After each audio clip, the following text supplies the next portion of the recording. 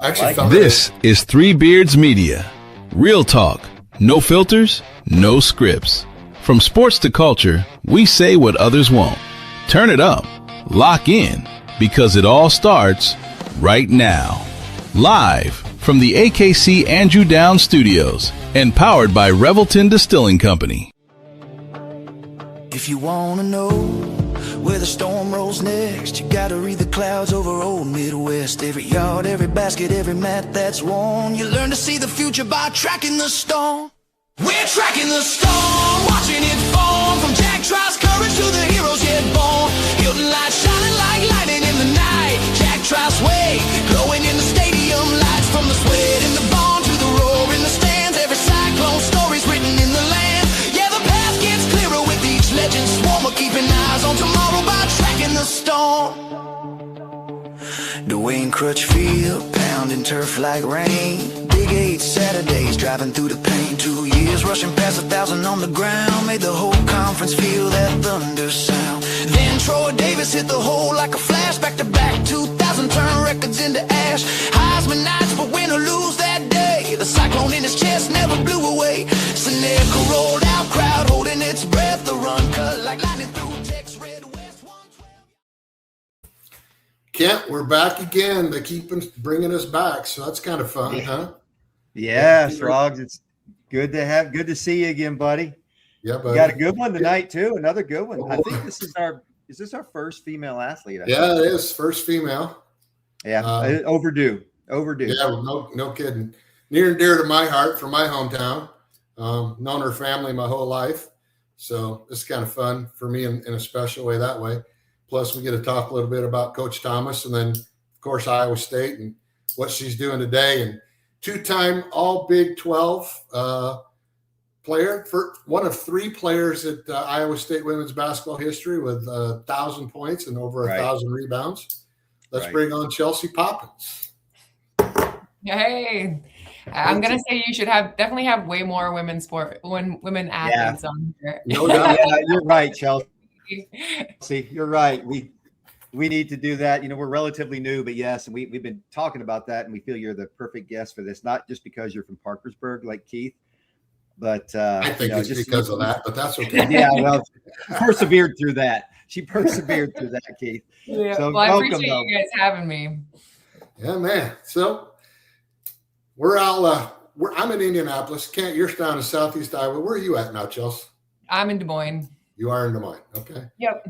So we talked a little bit beforehand, just some of the stuff we're going to get going on, some of the stuff that we talked about, and as far as where you grew up and how you got to Iowa State and what you're doing after Iowa State and then what you're doing today. And we'll probably talk about a few other topics as well that kind of show up along the way. So welcome to the show. Really glad to have you on.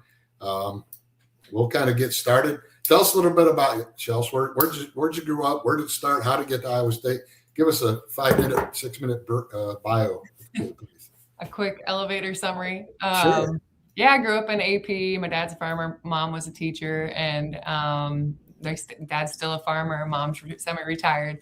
But as you very well know, blue-collar roots, working hard in the field, and then small town of AP, playing multiple sports up through high school. And I mean, it's kind of crazy going from a small town to playing at Iowa State, then playing in the WNBA and overseas, and being able to experience that small town life, as well as like the multiple countries and diversity and cultures and things. So I'm very blessed to have grown up in AP, to have that community sport too, as I went on to Iowa State. And so now currently, I think I'm probably jumping a couple. You're good. You're good. But yes, AP went on to Iowa State and played pro for a while up until 2019, 2020. And then ever since then, I've been working at a agency for branding and web development. I'm a COO there.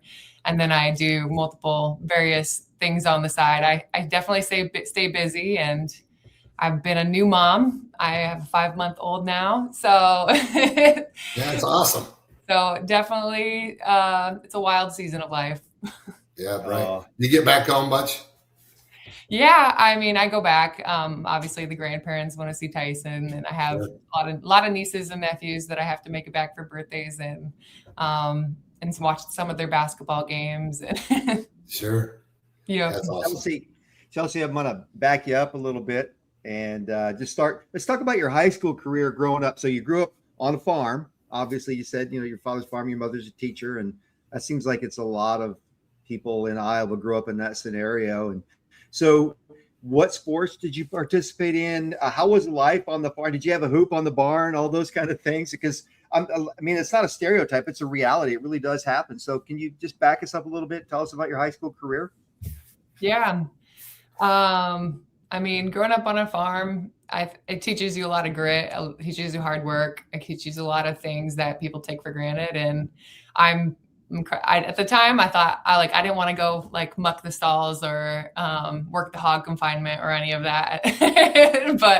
but I am like super grateful that my parents instilled just like a deep rooted work ethic and ability to push through tough times. And from that farmer mentality, there's good seasons and there are bad seasons, but no matter what, you got to show up. And yes, I had a hoop on our garage, and then I had a hoop in our hay mound. and so I'm stereotypical country, motion light sensor outside in the middle of the night type of shooter. No sneaking in at night there, was there? No. Yes, but no. Other sports? Yes. So growing up, I did pretty much everything: soccer, softball, volleyball, basketball. Wow. Softball left. I was done with that by 7th grade. I continued on doing track, soccer, mixing that in through high school, but volleyball and basketball kind of were my primary sports. Wow. Excellent. Yeah, you're back there, and I'm sure in Bloomfield too, you played them all. You had to fill out the teams. And when I was there, it was just Parkersburg, and Appleton was a rivalry. And then that joined up. So that was like in 93 or 92 when they joined, something like that. Yeah, right around when I was born. Is that right? Oh, God. I'm old. Yeah, you are. Well, that's it at the end of the show tonight there, folks. That's great. Yeah, that's awesome. So, so there you're playing basketball, and you're starting to get recruited. What year and what in high school did you start getting the letters coming in and the phone calls? And so I started playing All Iowa Attack in 8th grade with Amanda Zimmerman, Allie Jensen, and a bunch of other their Huxley Ballard players, and they had some tremendous athletes on that team that helped me kind of get just the eyes on me from the college side. And I started getting kind of like letters of interest probably then or my freshman year.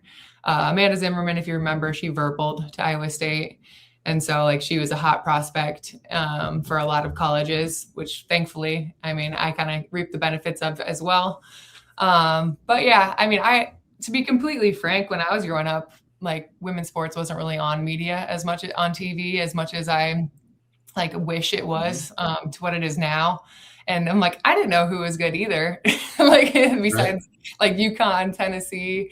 And I had a lot of ignorance around it growing up in a small town. You just play the sport. You're an athlete, and you might not have necessarily that person or that role model that you're looking up to or that team. Nowadays it's very different, but yeah. So I'm truly grateful that I ended up going to Iowa State just because I could have that small town kind of feel, community support from AP people, and just the overall Hilton magic, and the fan base is tremendous. You got it to the Sweet 16, I think, your freshman year at Iowa State. Well, Yep. Let's backtrack. How did you get to Iowa State? Yeah.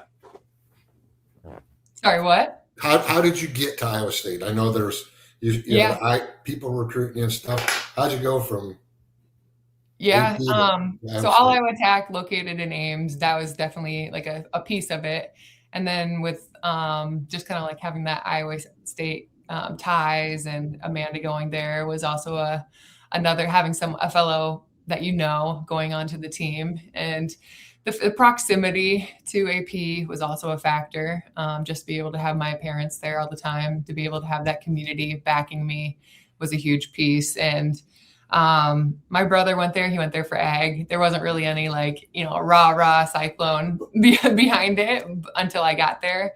But yeah, I love the staff. I love the coursework. I was going to be kinesiology, which I am not using anymore.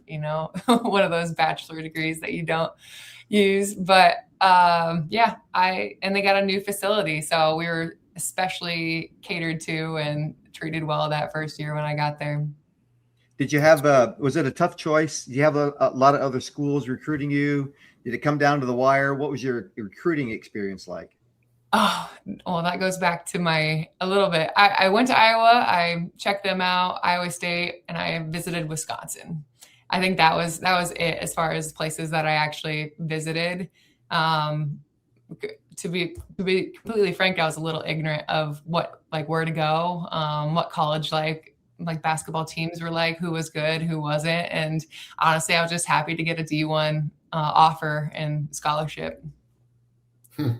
It sounds I mean, it's changed so much now. It's changed so much. There's so much social media and recruiting, and it was different. It was before all this, and it's just like, how do you feel about this place? So it must have felt great in Ames. Yeah, it was. The fan base is tremendous. The coaching staff is awesome, and you still have that small town feel.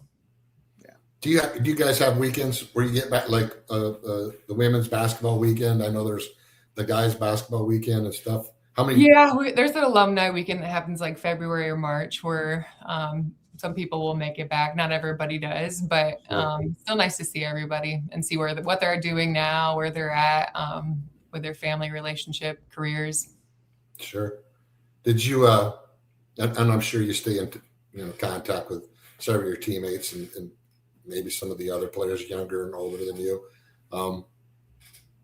What kind of conversation is going on right now with all of this stuff going on in college basketball, but both men's, women, and college sports in general, just, this portal thing that people are getting into and for whatever reason. And I don't begrudge anybody for making money. I don't. So I have nothing to say about that. I'd like your opinion on what you see and how you feel about, kind of the status of college athletics right now. We kind of just talk about it. It's like the wild, wild west. Like the players are playing by the rules that the NCAA has set. And thankfully it's going to be changing as far as that transfer limit. I think that should have been in place from the start. Sure. Not being able to just go wherever, whenever you want. That you can't fault the athletes for like playing by the rules that were set by the organization at the end of the day. Yeah. And they're young. They have a lot of people in their ear. And nowadays they have a lot of agents in their ear, or their parents don't really know how to navigate the landscape. The education around a lot of it isn't there. And so there's just a lot of voices out there, I think, sometimes, and money obviously is a big piece of the conversation. I think there's a lot of strategy behind it too, of like what universities have money that they can pay the athletes. Is the athlete going to make it to the professional level? And if not, they're going to try to get as much money as possible in that 4 years legally. Yeah.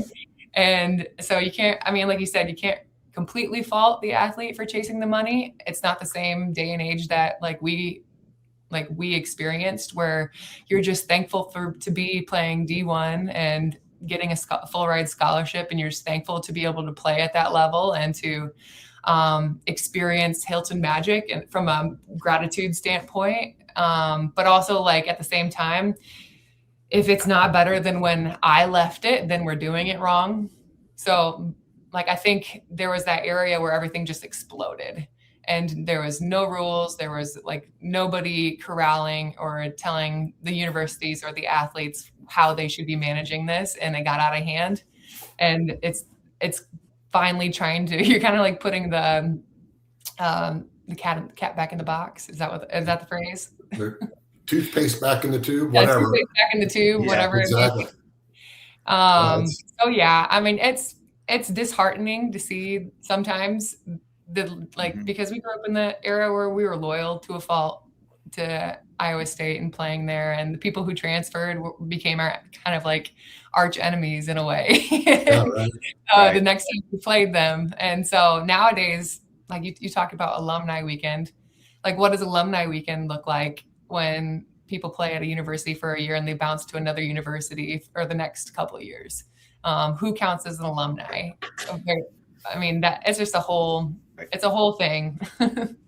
Now you're getting into my area where I get upset. I mean, I'm lighting the match and watching you burn. Yeah, I love it. I mean, but it's you hit it spot on, and Coach McCarney hit it spot on, and Matt Brown hit it right on, and Coach Walden and the other guys that had gone through the program. These folks that are going through this transfer time after time, and first of all, the chances of graduating after one transfer is like you lose like 60% chance that you're going to graduate. You know, guys like Rocco Beck, he already graduated. Good for him. I thought that was admirable of him, or not admirable. He did the right thing. He graduated from college, and he chose his 5th year to go somewhere else. That's fantastic. But some of these folks that leave after their freshman year, and they go somewhere, and because the grass is always greener, and then they get there and they find out that there's still a lot of work that they didn't do at the other places, why they didn't play, and now they're at this other place, and they're, the leopards, the spots on the leopard don't change; they're still there, and they're gonna, if they don't change their work habits, and they get to this new place, and they think because I transferred and somebody wanted me here and paid me some money, they still got to put in the work. And I mean, what do they say? The only place where success comes before work is in the dictionary. Pretty true. I mean, and how many times do you see them when they transfer? Are they better? Is it a better situation for them, really? And 4,500 college football players went into the portal, and 3,200 found a home. There's 1,300 kids that don't have a place to go where they had a place. And I think the percentages were exactly the same for the female basketball players. I think there's like 1,500 of them that got into the portal. And where are they now? I think it was like 45% or 50% of athletes were in the transfer portal. Yeah, you're right. And it was even a higher percentage on the female side. It was incredible. Tennessee lost their entire roster. Iowa State lost 10 out of 13? I think it was. It's just it drives me crazy. I mean, if you want to be a part of the program, fine. And if you want to leave, fine. Don't come on and tell me, oh, I love you all and you're so grateful and loyal forever and all this other bullshit. Go. If you want to go do something better, go. But don't tell me about how great it is here when you're chasing the bag on the other side of the fence. It irritates the hell out of me because I think the NC2A has failed the kids. I think colleges have failed the kids.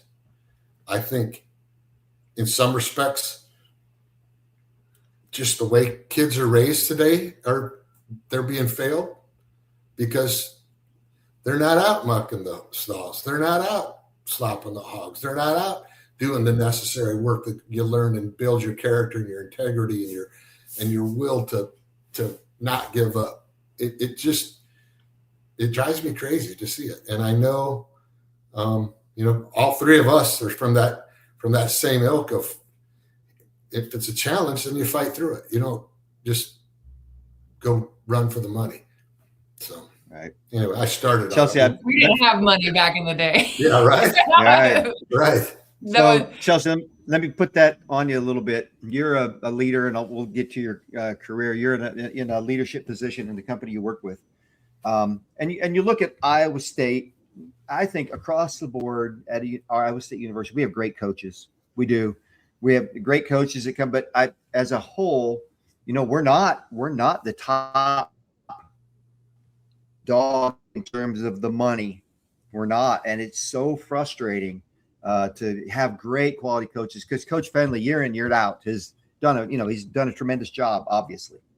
So how, as someone, just playing the game at the highest level in the world, because you did, playing at Iowa State, what matters? How do we overcome this? If I say we're stuck where we are, that things won't change, how do you overcome that in the program? You have an insight to the women's basketball program, more than anybody in this room, at least, and more than most anybody out there. What do you think? What can we do as women's basketball program? How do we compete with all this?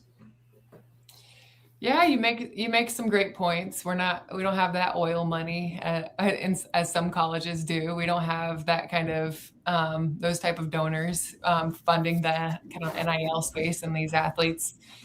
I do think it comes down to finding the right athletes for this program, ones that want the loyalty, ones that want the fan base, ones that know what they're signing up for, with like Coach Finley and his coaching staff. It is tough because, there's so many athletes with young athletes with a lot of different individual voices in their ears, whether it's their agent, whether it's their parents, thinking they deserve so much better than what they have now. There's never going to be a parent who's not happy. Sure. There's always going to be, even back in my day, there's always parents who are unhappy with their kids' playing time. And the difference is, I think a lot of parents, thankfully my parents were if you have a problem, you bring it up yourself. I'm not going to get into this fight. And a lot of kids don't have that ability, or haven't been taught that ability to have confrontational conversations, or have the conversations that are going to get them better. To your point, Keith, of pushing through adversity, pushing through tough times. And we do have to find the kids that are willing to do that. Whether it's a 5-game losing streak. We had a 5-game losing streak, start of Big 12. I forget which season. But we were able to push through and have a successful season, make it to the NCAA tournament, and still feel good about it. And so I think it really just got to find the right fit of athlete, because yes, we don't have that type of money that every other university out there does. But right. Like you said, we're forever loyal and true type of community. So we got to find our people. You're right. Can you take us inside from your recollection, and I'm sure you're probably still connected to the program a little bit. Take us inside the culture of the women's basketball program at Iowa State with Coach Finley, and just what that's like. Is it, what kind of coach is he? And I'm not looking for, just be honest and tell us, obviously you're going to be very biased because you love Iowa State, but I think people would love a look of what that's like. Yeah. He's a hard ass. I'm not going to sugarcoat it. He's a hard ass. If you like to be coached tough, and you like to have critical feedback, and you know how to take the words, what he says, how he says, or not how he says it. If you're a type of athlete, you will thrive there. He will be frank with you. He'll get in your face. But if you want to be coached hard, that's for you.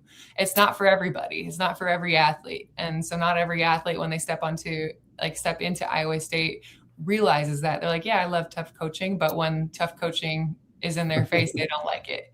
And so they end up leaving. And that's fine. We don't want those type of athletes on the team. The coaching staff, they'll have your back, and they're all they all have their different personalities and their different areas of coaching. Coach Steyer was one of my favorites. Her and I just especially after being an athlete, we're really close. Coach Shaban, she's funny, she's goofy, she's lighthearted, she's the positive person out there. And Coach Easley, we had him. I loved him. There was a love-hate relationship there. I don't know if you guys remember him, but he was there during my time. And so he was also one of the post coaches that was incredibly tough on us. And so I love tough coaching. If you don't love tough coaching, then this coaching staff's not for you. I was going to ask you, how did you handle the hard ass? How did you handle that? How did I handle it? Embrace it, or you just, yeah. I mean, I think a lot of it is being coached tough prior to getting to Iowa State. Like my parents were always like, kind of to your point, Keith, you said this before. If you quit or if you start something, you don't get to quit it till like the end of the season. Like you have to push through, and then you can reevaluate. So like I couldn't quit band until the end of middle school type of thing. But like, so my parents always kind of ultimately put it on me. If something was wrong between coach and I, like I had to have those conversations. If I did something wrong and I got yelled at and I was upset, my dad would be like, well, you shouldn't have done that. And so like my parents were tough on me. They put the accountability on me. And then at All Iowa Attack, I was coached by Dixon Jensen, another incredibly tough human coach, great person. But like he yelled at us all the time. Like not to say like some of us cried, like it's gonna happen.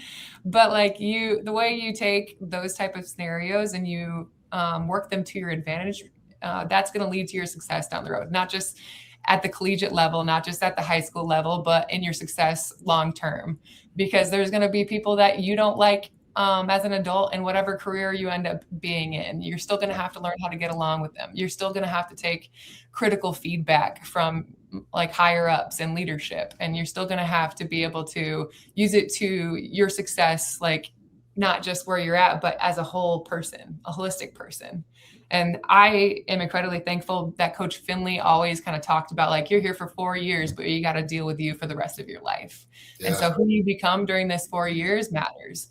And so I am an advocate of tough coaching and becoming a tough person if you're not there, but very tough love. So that's not for everybody. Wow. Right. Yeah, that was great. You hear so many people say, so many things about, well, there's something wrong. Yeah, to your point, you got to be able, if you can't take the tough coaching, then you probably are at the wrong place. But he's doing it. His coaching is not for the next game. His coaching is for the next thing, your next career and the career after that. And finding the tough times that are out there. I know as a coach, and I'm sure Ken, as a coach when you did it, I still have players from back in the day that come to me at different times and thank me for kicking their ass. I mean, literally getting. They remember the ass chewings, don't they? Yeah. And I do too. I remember that finally. I remember the day that Donnie Duncan left, and I was a freshman. Kent was a sophomore. The day that Donnie Duncan left, I got on the phone and I called Coach Thomas, and I said, "Hey, I don't know what's going on with this thing, but I think I'm going to look at going somewhere else." And in his great wisdom, he said, "You quit one thing, you'll quit anything. It's a habit. You're staying. You ain't going anywhere."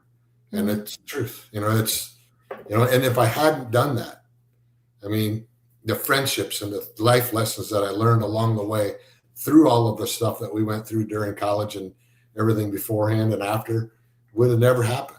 I mean, there's reason why you run into adversity, and it builds your character. And I think too many people today have made it too easy to say, to hell with it. I'm going to go somewhere else where the grass looks greener. And I really appreciate your insight. I really appreciate your feedback on that part of the show with Coach Finley, because I think he does get hammered by some people for something. But he's a good coach. He's got averaged 22 wins in 30 years. 22 wins a season for 31 years. That's pretty damn good. That's pretty damn good. And it's tough people. Go ahead, Kent. Sorry. Chelsea, let me ask you this then. You said he's a tough coach, and I love it. I think it's just going to build character. And you gave us some insight, and I would assume with the portal, and then it's probably harder these days outside the portal to find kids that can handle that kind of coaching, because everybody's spoon-fed. Everybody's, there's some is that something, and you've seen it. You've seen it probably in the WNBA. People probably, ladies changed coming in there. They were probably different when you started than when you ended. I mean, is that something that to consider? Are kids different? Do we coach them different, or do you just stay with it? I do think the next the younger generations are very different they're parented different than what we were parented to.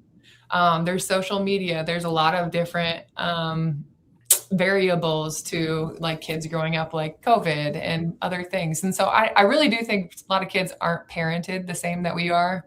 And like going back to Coach Thomas, like him being an AP, you could see how he affected the entire high school, how everybody held themselves and to a specific level. And you're not going to get like Coach Thomas's everywhere. I think sometimes that type of tough coaching or those type of tough teachers in this day and age aren't necessarily protected in school systems, or that type of tough love isn't necessarily protected the same way it was as far as a traditional standpoint. When we were growing up, like tough love was just a thing. And nowadays there's a lot more rules around school systems and teachers' involvement in kids and parents and different things. And so, yes, to your point, like the athletes are different. The kids are different. They've been through different things. And yes, I do think coaches, you can be tough, but you still have to adapt your coaching to the audience so that like they can still receive that message. And you have to find the right people for that too. Yeah, talking about adversity. You were a junior in high school, I think you said, when the EF5 hit Parkersburg. Mm-hmm. Yep. What was that like? I mean, I came up there. My nephew, Scott, said if I showed up in town, he would arrest me if I came in because I wasn't from the town. I didn't have an address there. He said, I'll arrest you if you come up here. Stay the hell away. But that had to be just, I can't even imagine. I got up there and I was lost coming into town because I didn't know what streets or what. Yeah. Where were you at when that happened? I was at my boyfriend at the time's grad party, and it was like right across from like the gas station. I think it's Matt's Bar and Grill now. Yeah. That's where it was. And then Brothers behind it, there was like a car wash and a grocery store behind it. And so they were grilling out by the car wash, and we were just watching the radar on TV, and we're joking that the little purple area was probably us. And then we went outside to look at the storm, and it was like a black wall, like a truck blazing by telling us to get inside the car wash because that's where the closest place we were. And luckily we did. There was 14 of us huddled in like this little 4x4 area. We were trying to bust down the closet wall to get in there. The 2 car washes on each side. We pulled the doors down, and I think it went through AP or Parkersburg in like 30 seconds. But we were incredibly lucky. God had his hand on us, and that little 4x4 area kind of like TP'd in while everything else around us was destroyed, and the bricks were torn away, the doors were torn away. And the only thing kind of keeping all of us in that one place was like that wall that had kind of come down on us.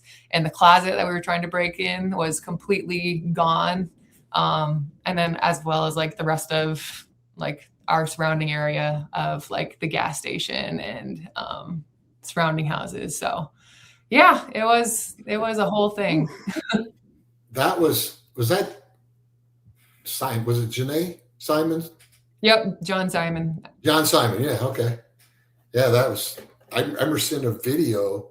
I think might have been on Facebook that somebody posted it. It was Janae, John's mom, having a camera phone going on, or some kind of a camera, kind of caught all that going on. That was horrific. That was unbelievable. You were probably in Germany when that was going on, weren't you? Probably. Yeah. What year would that have been? 2008. Yeah. Is that right? Yeah, I was in Germany. Yeah, I was coaching in Germany. Yeah, absolutely. Wow. So that was, so that coming out of that, going into your senior year, that's what. Yeah, and then Coach Thomas. Getting shot in the bus barn. Yeah. So it was definitely a tough few years in AP, and for a lot of the kids that were already affected by the tornado, and then had to be affected by losing a leader in the community, mentor, a role model for many, and to kind of learn what that looks like after him. Yeah. Right. That was tough. So Chelsea, I'm sorry, I don't want to. I want to jump ahead a little bit then to your Iowa State career. I want to talk about the coaching, the tough coaching. And I know you persevered through that, and you relished that. But let's talk about just your development, coming from high school, your freshman to your senior year. What did you change in your game to get you to the success level that you had? Everything. There you go. Man, it wasn't Iowa high school girls basketball, was it? Man, I came in so like raw, unorthodox. I literally had just mostly like my work ethic. And coach took that and they reworked my free throw, like, cause I was shooting from like the left side of my body. And I ended up like shooting one-handed free throws until like my junior year. And I ended up being a really good free throw shooter by the time my senior year. I already had kind of a lot of the like fundamentals of being able to work hard, wanting to outwork my teammates, knowing I'm not going to be the best out there, but I will outwork everybody else out there. And that's ultimately, I think that's the key to my success. It wasn't that I was the best athlete that came into the program. I kind of a little bit I wanted to go so fast, but I needed to slow myself down type of. When I remember my freshman year, I had a lot to learn from the veterans that were there, and it was sink or swim. We didn't have any senior post players, so Coach Finley was really highly reliant on us as freshmen stepping in and getting to work, and whoever is gonna outwork and do what he needs us to do and be consistent at the same time on both sides of the court, we were going to get playing time. And so honestly, that's where I thrived. I'm like, I know how to work hard. I know how to rebound. That was one of my primary like stats. Like I was like a tremendous rebounder, and that's all effort. I'm going to play defense. I was not good at defense. I didn't know what defense was when I got to the collegiate level. Big 12 play is completely different than anything I had ever experienced. And so it really just like baptism by fire, and I thrived in that. And so I changed pretty much everything about my game from freshman year to my senior year in order for the team to succeed and for me to reach the WNBA at the end of the day.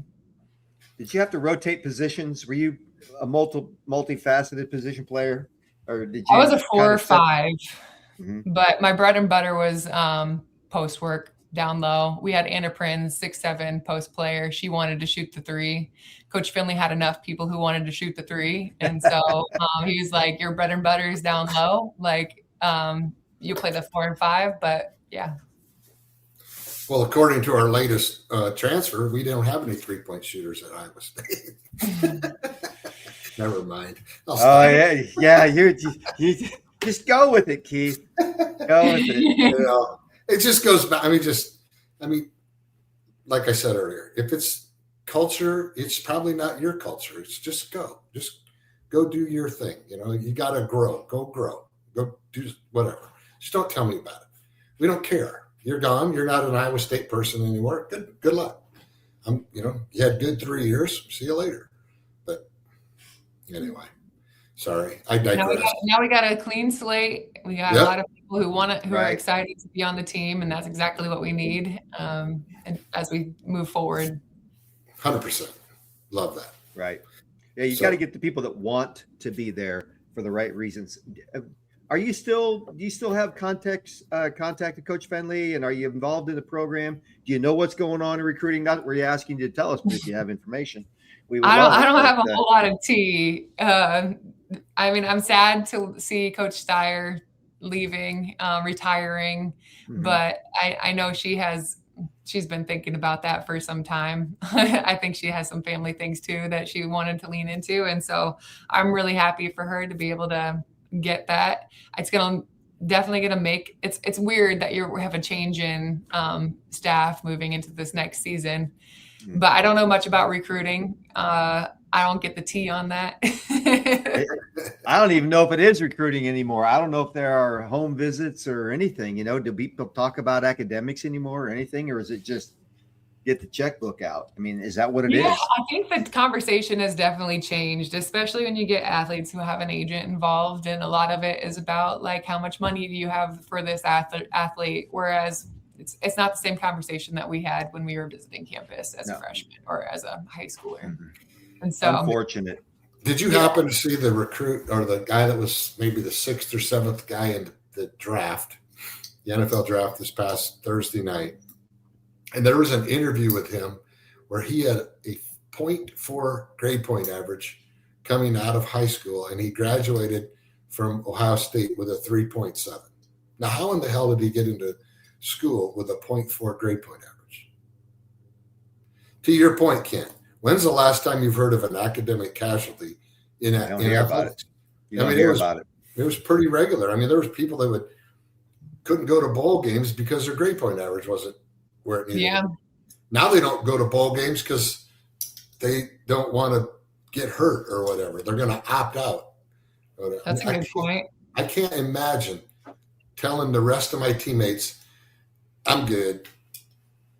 I can't imagine doing that. I can't imagine walking away from teammates. I just can't. It just boggles my mind how that seems to be easy. It's not easy, but it seems to be easy. Yeah, Chelsea, and I would ask you, you played in the WNBA and you've been around the offices and the coaches and the GMs. Do they weigh loyalty? I know in the NFL, if you're transferring to a lot of different schools, they're going to look at that like, ooh, I don't know. Is this the type of person we want? I mean, even at the pro level, it's changed so much since I've been there, especially with that new CBA and a lot of the new expansion teams and more like roster spots. The availability for players to have a spot has been better. Yes, loyalty is rewarded and they appreciate it, but also as an athlete playing abroad and also playing in the W, it is a business at the end of the day, especially at that level. And college is becoming a business too. And it's hard to kind of wrap your brain around it, that these athletes are kind of semi-professional. They're getting paid, and yet they're still so young that they don't always understand the repercussions of their actions. And what they're doing, because at that age, I didn't have financial literacy. I didn't have the wherewithal to understand how my actions were going to affect the larger scheme of things. And if I didn't have parents that were help guiding me in that, I think I would be lost too. And I think that's another piece of it. So the college level and the pro level are ever changing and so very different, because there's times at the pro level where you just have to have your own back, because they're going to treat you like you are an asset that they are paying for. And when I'm playing overseas and the team I'm with that wants to get every ounce of playing time out of me, but my knee is swollen and I have an injury and I don't want to beat my body down, I'm not going to be able to pick up my child when I retire. There's things from the athlete perspective of being able to get yours and treat and kind of stand up for yourself and have a backbone to the team. So yes, there's loyalty, but you still have to be looking out for yourself. And so I think that's also where college is headed. Yeah, very well said. That's a good point. Later in life, I guess sometimes I look at it through the coaching lens and I see, if they're going to leave, are they going to fold their tent at the first sign of adversity? That's where I go to. In an organization, it's tough. Are they going to fold their tent and just capitulate, or are they going to fight through it? I think as of a recruiting standpoint, you really have to look at the parents at the end of the day. Yes, absolutely. Talk to the parents, and like, are they a little erratic? Do they seem pretty sound as far as like morally and their values? Because it's not just going off of the athlete anymore, of like, they're going to be here for a while. Thankfully, we'll have a little bit more regulation on it with that one transfer and then like one free transfer, and then having to sit out after that. But like, yeah, I think you have to look at who the athlete is surrounded by and who's in their ear. Yeah, and I know that Coach Campbell, that was a big part of his recruiting thing. He looked at the whole scope of everything. It was a cultural type thing, and I'm sure Coach Rogers does the same thing, and I know TJ does, and I'm sure Bill Finley does. You have to. I mean, your livelihood is dependent on an 18-year-old, but how did that 18-year-old get to 18 is big. I mean, it's really big. I mean, I actually have a fear about some of this with these kids, and I'm not just trying to be a hard ass about it, but what's going to happen when they've got the $500,000? They're 22 years old. Now they got $500,000. They probably don't have $500,000. They probably spent most of it. Now what? You're not in the league. You're not in the NBA. You're not in the WNBA. You're not in whatever. Mm-hmm. And now you got to get a job. Yeah, I think you're going to see a lot of what like the NFL did with their 3-year career average, and then getting out, going bankrupt, not knowing how to live, trying to live a lifestyle that they don't have the means for anymore. And I think I've kind of talked a lot with people around this when NIL first started coming out, is that like these kids need to be educated in like financial literacy, the tax implications of taking this money, how to manage your money properly.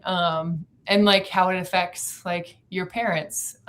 Does like you making that much money, does that push them to a different tax bracket? There's a lot of education that needs to be in place around these athletes so that they can thrive in the next season of their life. This is 4 years. And like you said, when they get into a career and their expectations are, I got 1 point something mil in college, and now I'm going to make $75K in this career. And then they're going to come in and they're going to have this attitude about them, and they're going to have these like false expectations of like how the real world works. I guess at the end of the day, it's going to be glaringly obvious that these athletes didn't have a good understanding, and they weren't set up for success after being an athlete. If you think the NBA, WNBA, and NFL is business, and college sports now being business, wait till you are in the business. You want to talk about a cruel reality. You know what? We don't need this division anymore. We're going to shop it out to somebody else. Good luck. Here's 6 weeks severance. Mm-hmm. How are they going to handle it? They've never had that for their life. Mm-hmm. They've never seen anything like that. I mean, it's a cruel world, and I worry about that for them. I do. I think and for those that are prepared for it with good parenting and the background of it, that's awesome. But for those that have been spoon-fed through AAU and spoon-fed through different camps, and you're a 5-star athlete because you subscribed to our program and you paid us X number of dollars to go to our camps. We're going to make you a 4-star or a 5-star or whatever. And quite frankly, you're a 0-star as soon as you get in between the lines onto the basketball court or whatever. It's back to what you've taught, your work ethic, and how you develop as a person, how you develop as a player. Now, that's just you were spot on with. You got through nothing. I knew nothing. That was awesome. And look, you turned it into a tremendous career. Kent, we have to pay bills. We're going to take about a 4 or 5 minute break. I don't know how many commercials he has right now. We've got people coming on all the time, which is kind of cool. So we make 2-3 minutes, maybe 4. I don't know. Hang around. Don't leave, Chelsea. We'll go through some commercials here. All right. Buying or selling a home is one of the biggest decisions you'll ever make. That's why choosing the right real estate team matters. The Jenny Farrell team with RE/MAX Concepts has been helping families across the Des Moines metro find the right home since 1998. Born and raised right here in the community, Jenny understands the neighborhoods, the market, and what truly makes a house feel like home. Whether you're buying your first home, upgrading your space, or preparing to sell, the Jenny Farrell team provides expert guidance every step of the way, from market analysis and listings to negotiations and closing.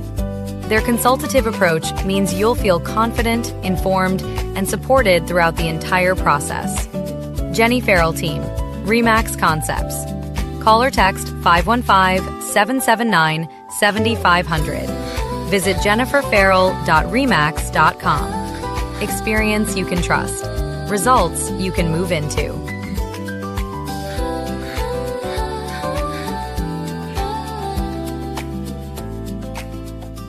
In the heart of Des Moines, one name stands above the rest. Step inside, where tradition still matters. Warm, familiar, unmistakably Iowa, where every guest is welcomed like family. Service that's personal and never rushed. Fresh starts made daily. Iowa beef, hand-seasoned. Guided by fire, built on flavor. Served with pride. A bar as bold as the menu. Featuring the old-fashioned we're known for. A place that stays with you long after the night ends. Iowa Beef Steakhouse, 1201 East Euclid Avenue, Des Moines. Steak, done right. Not every animal gets a fair shot, but that's exactly what Animal Lifeline of Iowa is here to change. Since 1986, they've been stepping in for the ones who need it most. Injured, abused, orphaned, and special needs cats and dogs across Iowa. This isn't just a shelter, it's a lifeline.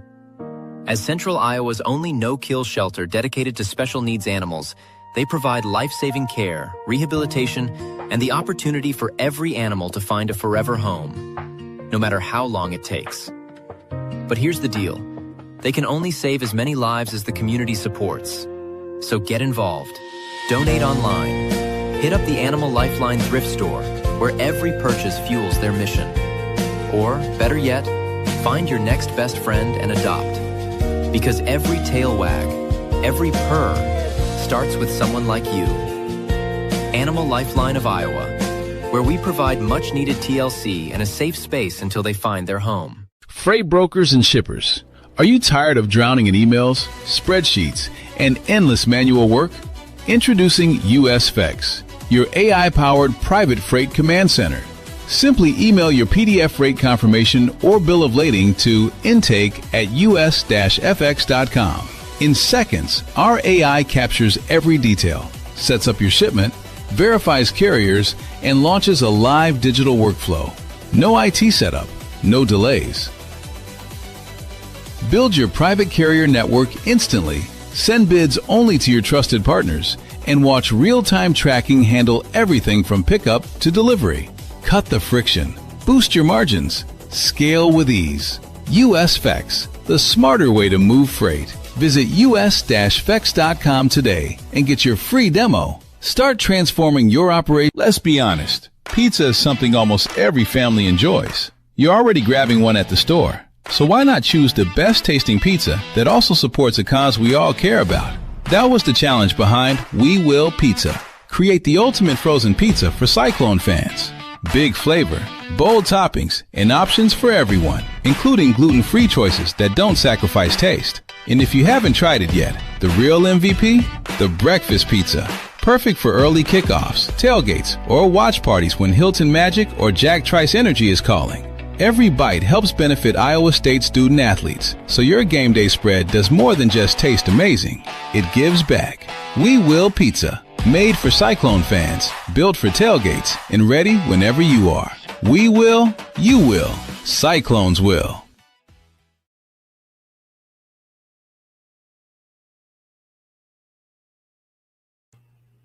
And All we're right. back. How about that? That was a lot. Hey, did you see Creasman? Did you see the picture of Creasman? Yeah. So Tim Creasman, he's Creasman Foods. He's a good friend of ours. Just he dropped 30 lbs. He looked good. He looked good. Yeah, It wasn't because he I was need to wearing lose black.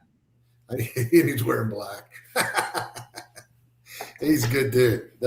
Have you had the We Will pizza, Chelsea? I have not.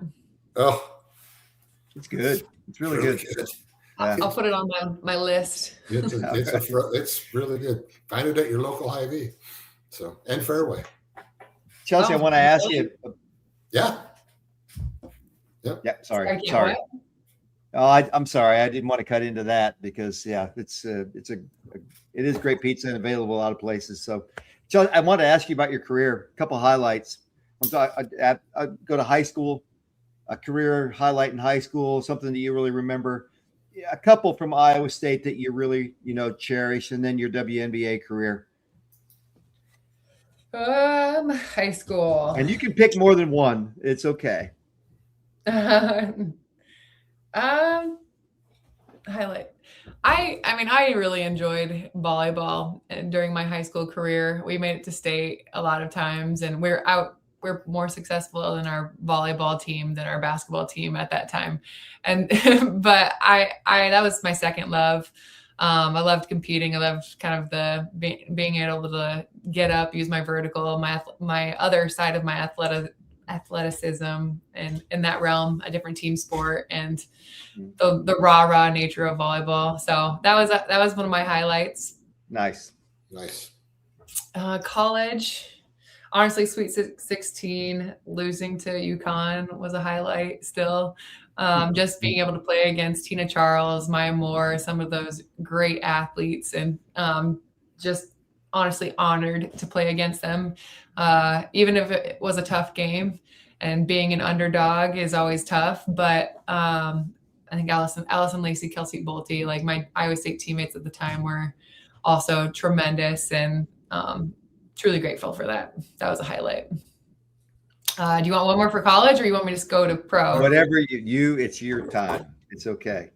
Pro, obviously getting drafted number 18, second round to Seattle Storm, highlight. Playing, I did get cut from training camp from Seattle Storm. I ended up playing with San Antonio with a lot of my Big 12 fellow athletes and knowing a lot of people. So there was a lot more chemistry, and being able to be friends with them and kind of talk over through our college years and just get to know them a little bit better. And Dan Hughes was an incredible coach. So my time there, I truly appreciate, and I'm incredibly thankful for that. I did have a series of knee injuries after that kept taking me out of training camp, and God was kind of trying to close the door on me in my pro career, but I wanted to end out on my own terms. And I can't really pick I could pick one highlight from playing overseas. We won our Swiss championship league. So that was awesome to be a championship there.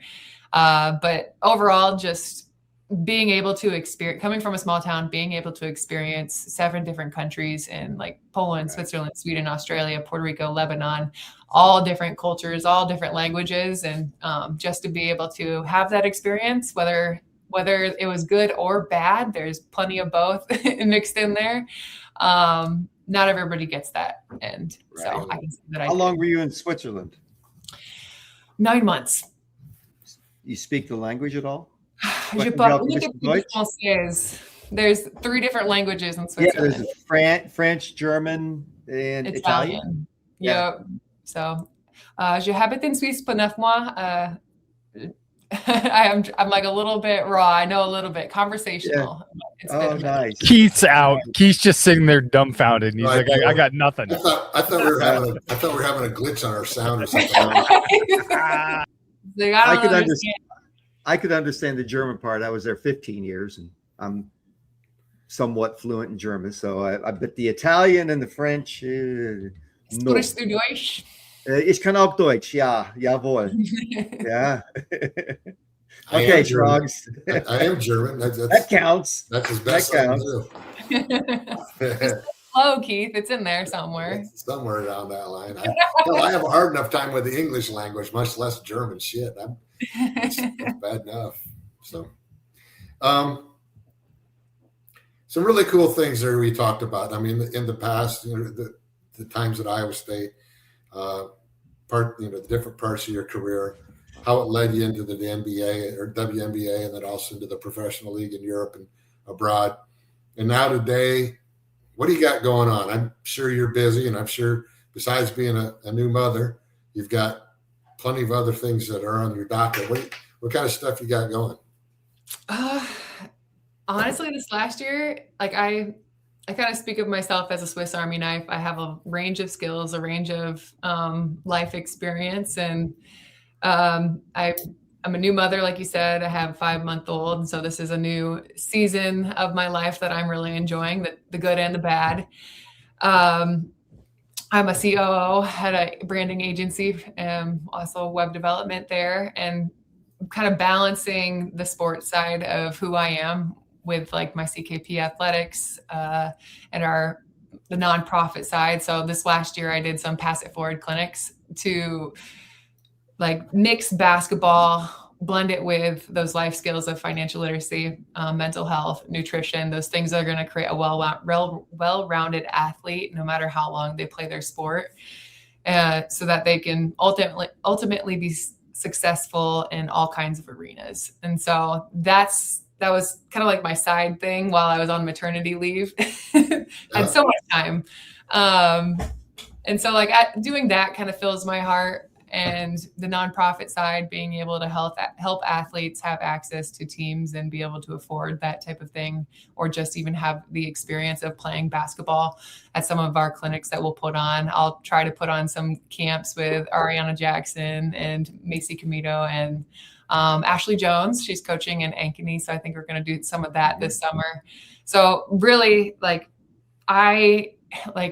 those blue collar people, like you just entrepreneurial, you do what fills your heart. And so that's kind of just what I do. I can't really articulate it all under like one house of things, because there's so much that I enjoy doing. I love staying involved with Iowa State with the ESPN color commentary. I do some Cyclone fanatic and analyst work.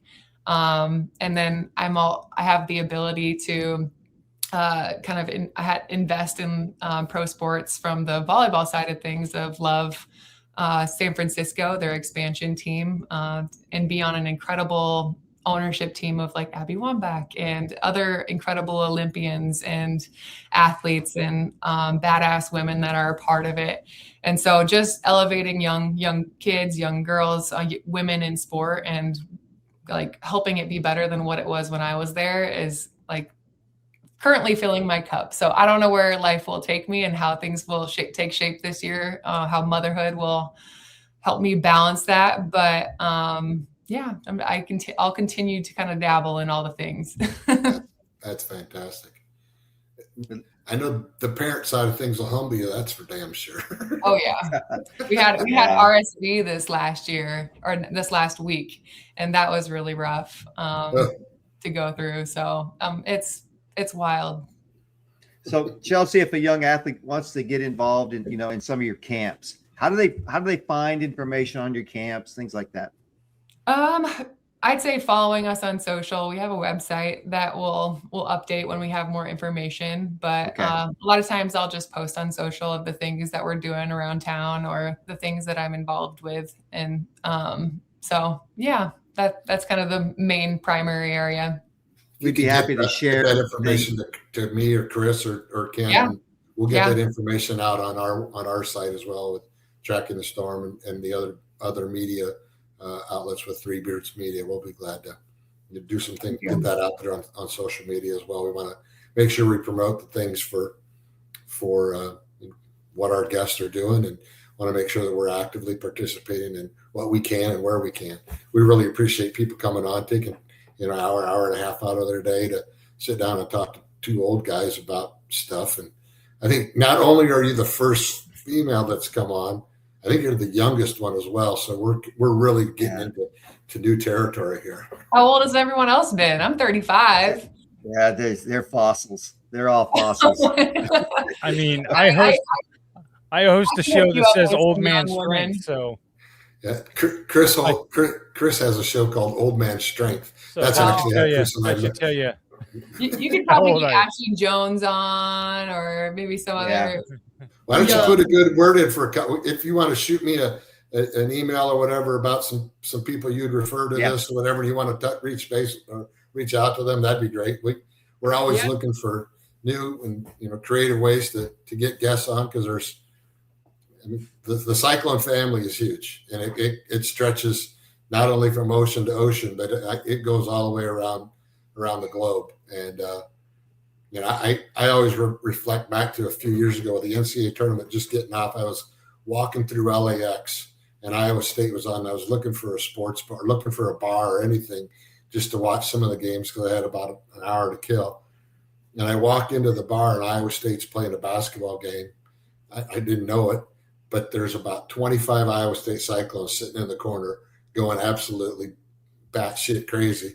And I always wear my colors when I'm flying. So I just joined right in, and they were from all over the place. None of them knew each other. They were just all at LAX, and it was pretty sweet to see that. And I have very fond memories and a lot of love for the place, and we try to do as much as we can with it when we can. And it's awesome to have, people like yourself and other folks that have laid such a great footprint and a legacy at Iowa State, which is fantastic. I really appreciate everything that you've done.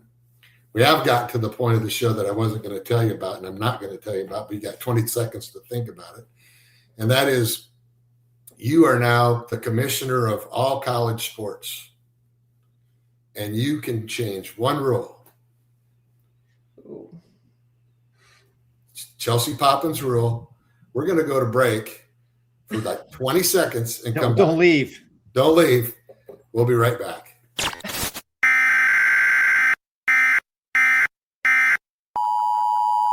This is the Storm Anchor Amendment, where our guest steps behind the podium and makes one rule change to reshape college sports. No limits, no red tape, just their decree. I don't think that was enough time. As a mother, you have to think on your feet and be quick. As a COO, you got to do the same thing. Come on. You got something. One rule. I mean, it's so broad. I think you got to narrow it down for future guests. Okay. I think there's already like Title IX. But honestly, I think sometimes you think about like NIL and where the money flows, and like, yes, you want a large chunk of it goes to the football teams and a large chunk goes to the men's basketball teams. But at the same time, I think women still need that same exposure and same funding. And so like, if there was a rule, like just making sure that we are constantly uplifting the women's side. Same with like the WCBA and trying to elevate women's sports. Like people will watch if it's there. It's not that they're not like intentionally not watching. It's just not in their face. And so like, I think there's a lot more fan base. I think the women's sports is projected to be like a $3 billion industry moving forward. And so I think our investment and our time and our eyes at the collegiate level in women's sports needs to happen. So my rule would be to like mandatory, like funding of, I don't know how it works because I'm not in the weeds of things, but making sure our women's programs are elevated and supported in the way they need. Love it. Love it.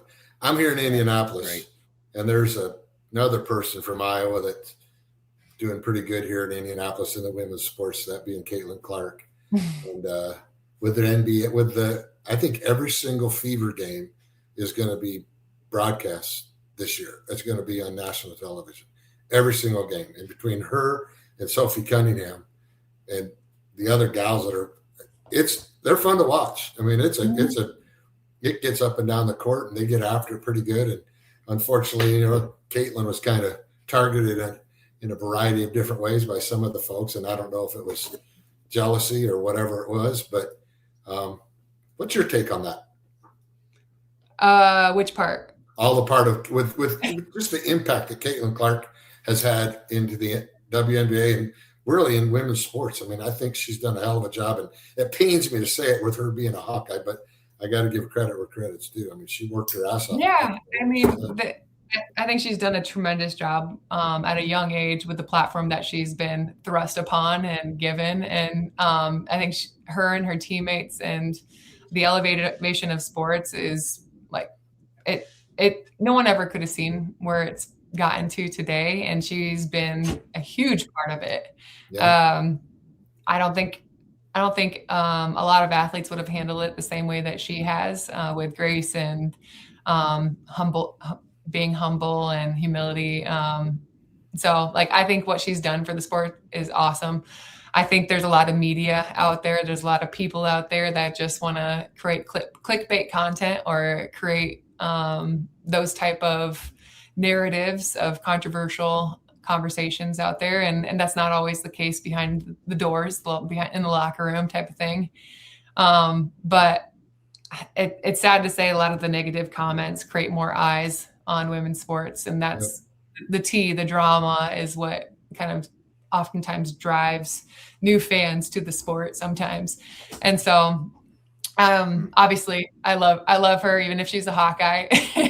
I love what she's done for the game of sports and elevating. I mean, what is it? What's the phrase?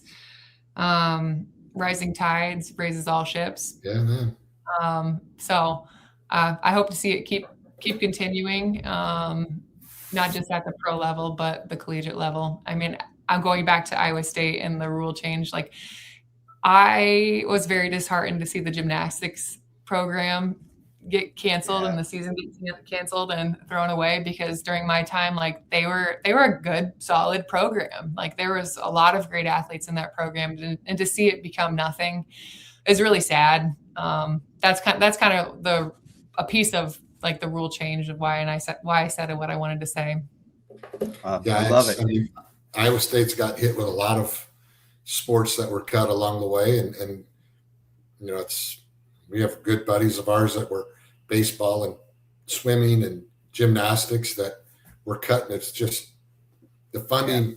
There's got to be a better way to do it, and I think you're spot on. I think there needs to be a better way to funnel the money, that's instead of just, I'm a multi-billionaire and I'm just going to do whatever the hell I want to do. I mean, there's got to be some guide rails out there for sports. Yeah, we got to level the playing field. You know, I'm a girl dad. I have 2 daughters, volleyball, basketball, track, you know, I mean, and yeah, you just got to level the playing field so we can compete, so we don't lose programs out there, that we can compete on a mass level with all these other mega schools that have these mega budgets. But you look at Iowa State, you look at the Cy-Hawk Trophy. I mean, we dominated their butts this year, last couple of years. We have, and all across the board. So we have a lot of great things happening at Iowa State.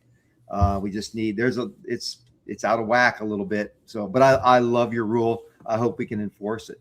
I don't know if we're the guys to do it, but we can try. I don't think I have all the details to do it.